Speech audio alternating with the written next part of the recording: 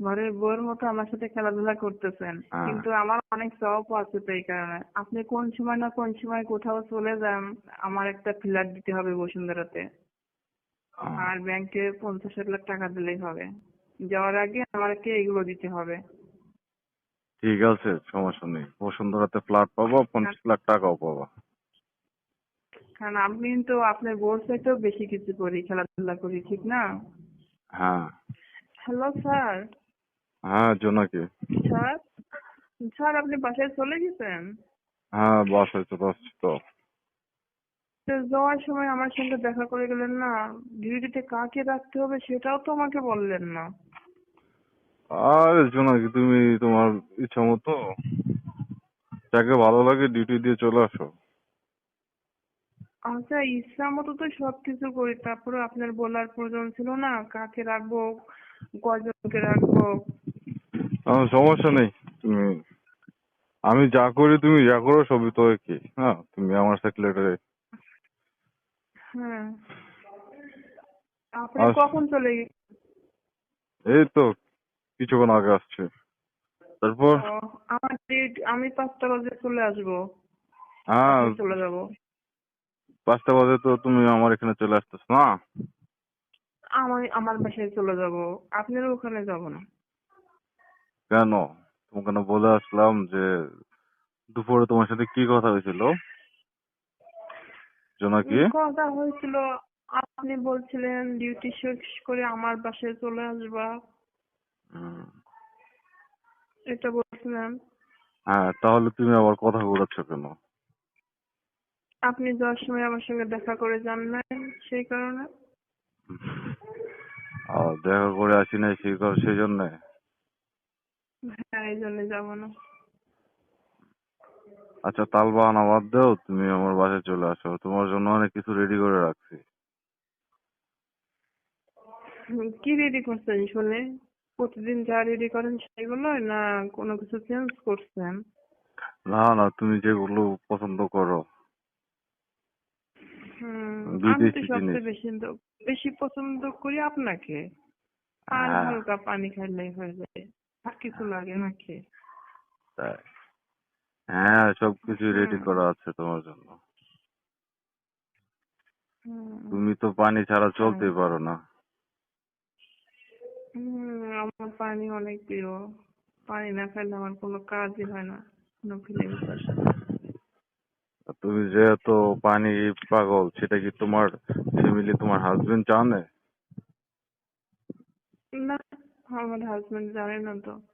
আসলে আমার হাজবেন্ডের সাথে কখনো তো এইভাবে আমি নাইট মিট করি না, এই কারণে আমার পানির প্রয়োজন হয় না। কিন্তু আপনার সঙ্গে তো আমার নাইট মিট করতে হয় সারাটা রাত, এই জন্য তো পানির প্রয়োজন হয়। তাই নাকি? পানি না খায় তো মাথা ঠিক থাকে না, মাথা ঠিক না থাকলে তো কাজ করা ভালো হয় না, হুম। খেলাধুলা ঠিক হয় না, এই কারণে তো, বোঝেন না? হ্যাঁ, তোমার যে পাওয়ার, তোমার তো আর এক হাজবেন্ড দিয়ে চলে না। হুম। মাঝে মাঝে তো আমিও তোমার সাথে পারি না। যাক, তো শুনে ভালো লাগলো। আপনার কথাটা শুনে অনেক ভালো লাগলো যে আপনি হ্যাঁ, পারেন না আমার সাথে। হ্যাঁ। যাই হোক, তাহলে একটা কাজ করলে হয় না স্যার? আচ্ছা জোনাকি, হ্যাঁ বলেন। বলছি যে তোমার তো পাওয়ার কেমনে বলো তো? আসলে কি, পাওয়ার বলতে কি, যার প্রতি যার মন মানসিকতা সবকিছু ভালো লাগে, ঠিক আছে, সারাক্ষণ যাকে নিয়ে ভাবে, পাওয়ার এমনিতে চলে আসে। সারাক্ষণ মনের মাঝে আপনিই তো থাকেন, অন্য কাউকে নিয়ে তো ভাবি না। তাই নাকি? আর তোমাকে দেখলেই তো মানুষ হুম। ফিদা হয়ে যায়। কি মনে হয় যে অন্যরকম পাওয়ারফুল? দেখলে তো না, দেখলে বোঝা যায় না, কে দেখলে বোঝা যায় না। তুমি কি আমি ছাড়া কি আর কারোর সাথে খেলাধুলা করো? ও, না স্যার, আপনি কি বললেন যে এটা, আপনি কি এটা মনে হয় যে আমি কোনো স্যারের সাথে এরকম কোনো কিছু করি? না, সেটা মনে হয় না, তাও জিজ্ঞাসা করলাম। আমি তো আর কারণ অফিসে দেখেন, সবসময় আপনি থাকি তো না। না থাকলেও কি, তারপরে তো কখনো না কোনো বিষয় তো অবশ্যই আপনি জানতে পারছেন যে নাকি হয়তো কারোর সঙ্গে কোনো কিছু আছে কিনা, এটা তো আপনার নলেজে অবশ্যই যাইতো, কেউ না কেউ আপনাকে বলতো। উম, আমি শুধু আপনাকে ভালোবাসি।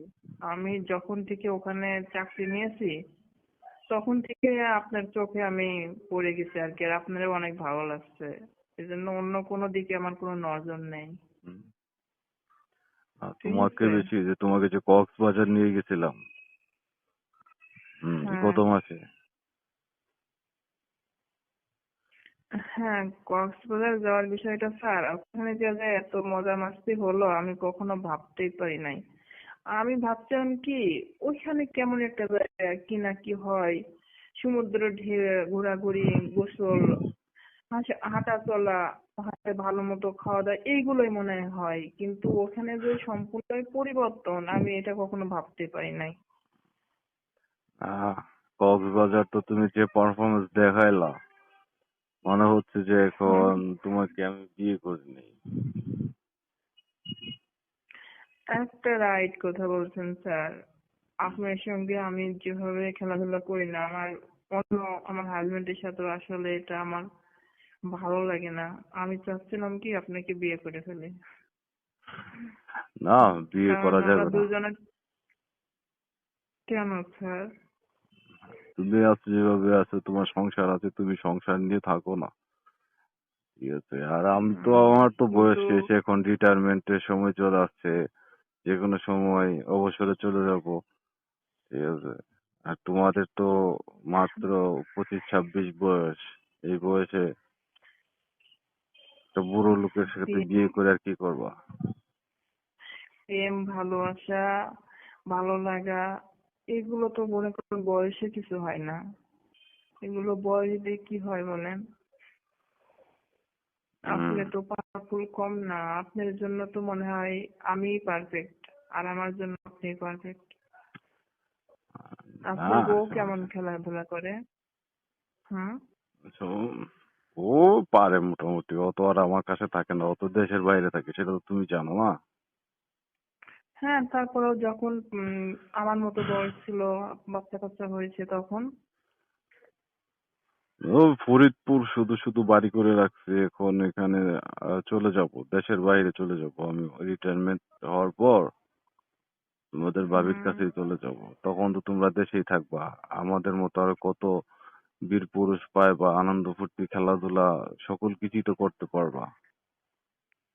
আসল কথা কি, মানুষের মতো মানুষ অনেকই পাওয়া যায় কিন্তু মনের মতো মন পাওয়া যায় না, ঠিক আছে? মানুষের মনের সাথে মন মিলে যাওয়া সবাইকে দিয়ে হয় না তো। হুম।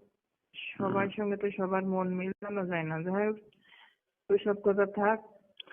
এই চাকরির ক্ষেত্রে আপনার জোনাকি, সঙ্গে আমার। হ্যাঁ স্যার, বলেন। বলতেছি যে কক্সবাজার তুমি যে আনন্দ মজা করছো আমার সাথে, হুম, হুম। সেটা তো আমি আর ভুলতে পারতেছি না। বাসায় নিয়ে আসি, হালকা পাতলা খাওয়া দাওয়া করি, একটু মজা মাস্তি করি, এগুলো আমার আর মন পড়তেছে না। ভাবতেছি তোমাকে নিয়ে দেশের বাইরে ট্যুর দিব, দেশের বাইরে ঘুরতে যাব আর 1 আসল কথা মাসের কি জন্য। জানেন, আমি, হ্যাঁ, আমিও লং টাইমে কখনো কোথাও যাই নাই।